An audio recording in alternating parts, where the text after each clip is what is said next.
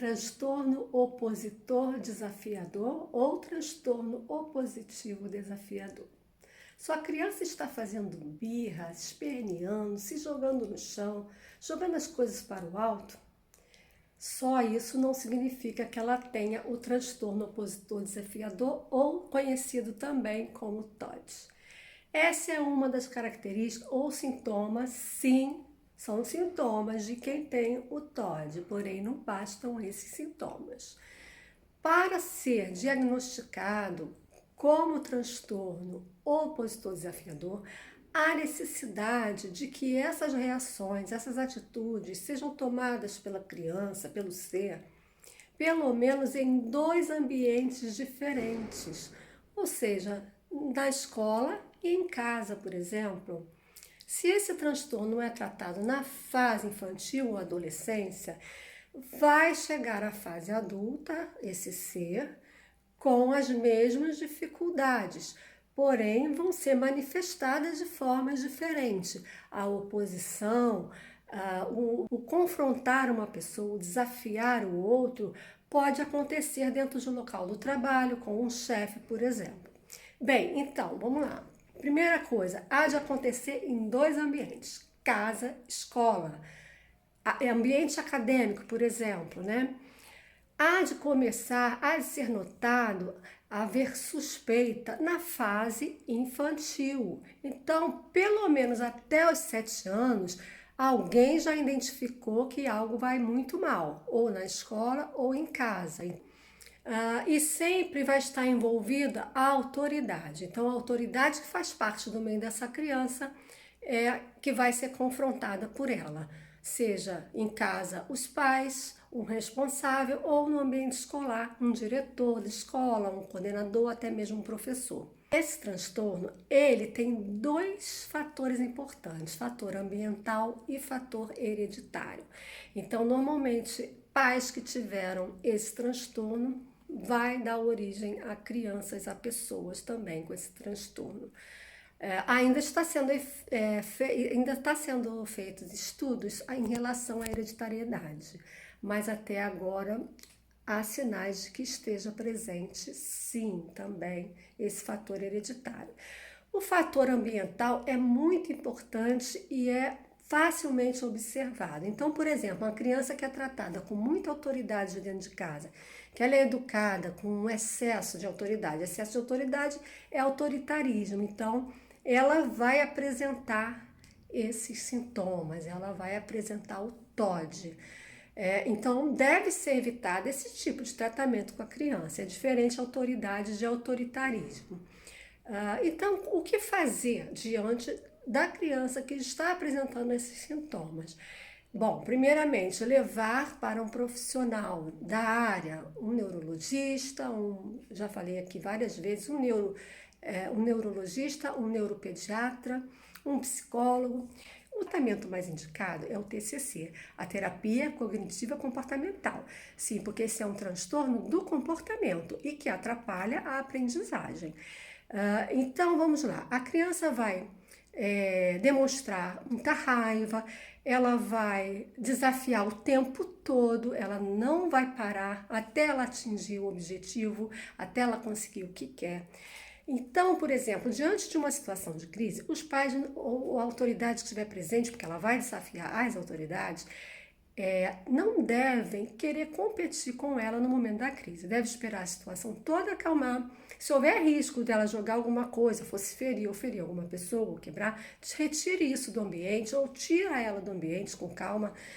Deixe para conversar no dia seguinte ou mais tarde, se houver condições para isso, porque é difícil para ela lidar com a frustração. Então, aquilo que a frustrou, seja o que for, no dia, no momento ali que ela acabou de passar por aquela frustração e não soube trabalhar, vai ser muito difícil ela dar ouvidos a alguém. Então, outra coisa, mantenha-se inflexível, não aumente o tom de voz, não vá, tipo dar murro em ponta de faca. Vamos aguardar que toda a situação, toda a crise passe para depois conversar. E é muito importante que a família esteja presente. Ainda em casos de família, de pais separados, a autoridade da criança, responsáveis, que não convivam junto, que seja dividida ali a educação, que combinem um dia na semana ou a cada 15 dias um encontro, que se reúna com constância, para que ali sejam debatidas, sejam colocadas à mesa todas as situações, onde poderemos ser flexíveis ou não, né? Vamos, assim, cada um ceder por um lado para que as regras sejam respeitadas. Quem tem esse transtorno não obedece regras, é muito difícil. E por que não obedece? Simplesmente para contrariar, simplesmente para desafiar. Por isso que o nome do transtorno é transtorno opositor desafiador. Então, em qualquer ambiente, essa criança ela vai o tempo todo provocar, ela vai irritar as pessoas, então é até difícil socialmente a convivência, né? Mas isso ela tem que entender, e ela só vai entender com um trabalho comportamental, sendo explicado para ela da maneira correta, fazer com que ela se concentre para que ela entenda. Ela faz isso inconscientemente? Não, ela tem muita consciência do que ela faz. E depois que passar toda a situação, aquele momento de crise, ela até se arrepende, mas ela não consegue controlar suas emoções. Então, a cada frustração, quando ela coloca alguma coisa na cabeça, ela vai querer desafiar e ela vai ser desobediente, ok? Às vezes é confundido esse transtorno com outro tipo de transtorno chamado transtorno de conduta. Mas nós vamos detectar, distinguir a diferença entre um e outro, porque o transtorno de conduta, ainda que em seu início, ele vai violar o direito do outro. Então, violou o direito de outra pessoa, quebrou, danificou bens materiais, você vai, então, suspeitar de transtorno de conduta. Normalmente também entra aí a vingança, então é algo assim, um transtorno mais crítico que tem que ser identificado e trabalhado corretamente. Bem, então, sintomas. Ela vai desafiar, ela não obedece regras, tem que estar presente. Então, essa situação vai estar presente em dois ambientes, seja escolar e em casa, com as suas autoridades. Então, ela tem consciência do certo e do errado, ela tem noção disso e ela trabalha conscientemente. Não se arrepende no momento, ela pode vir a se arrepender mais tarde. Então, o pai e a mãe, ou o responsável, deve ser inflexível, não querer competir, não brigar na hora, não levantar voz, nada disso vai resolver, porque ela não vai dar ouvidos, ok? Comorbidade? Pode ser uma comorbidade de outro transtorno, como TDAH, que eu já expliquei no outro vídeo, pode ser uma comorbidade do autismo, mas é importante saber que o transtorno opositor desafiador, ele é um transtorno independente, pode ser que a criança, a pessoa, só tenha esse transtorno, não depende de outros para ter esses sintomas. Então deve procurar um profissional e começar o tratamento o quanto antes. O que difere as reações, os sintomas de quem tem esse transtorno de uma birra infantil?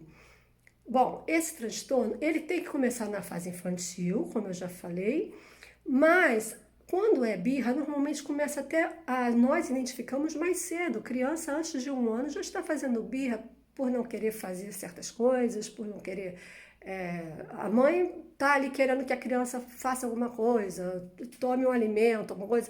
Ela já pode fazer birra com 10 meses e vai fazendo até uns 2 anos, 2 anos e meio mais ou menos. Ali vai encerrar, porque é uma fase onde a criança não sabe ainda se expressar bem. Ela não sabe se comunicar, né, bem quanto aquilo que ela está sentindo. Ela vai aprender isso com o tempo.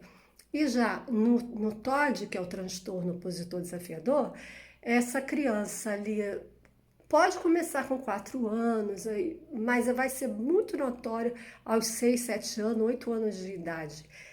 É impossível não detectar os sintomas que já estejam causando prejuízos, assim como outros transtornos já causam prejuízo em sua vida social, em sua vida escolar. Então, tem que causar esse grande prejuízo no seu relacionamento com outra pessoa, né, a vida social, para que se suspeite e encaminhe, essa criança seja encaminhada assim para o profissional da área, para que haja um diagnóstico e um tratamento quanto antes. O tratamento mais indicado é TCC, terapia cognitivo comportamental. Ok, pessoal? Então, vamos cuidar dessas crianças, não vamos pensar que é birra, que a criança é mal criada.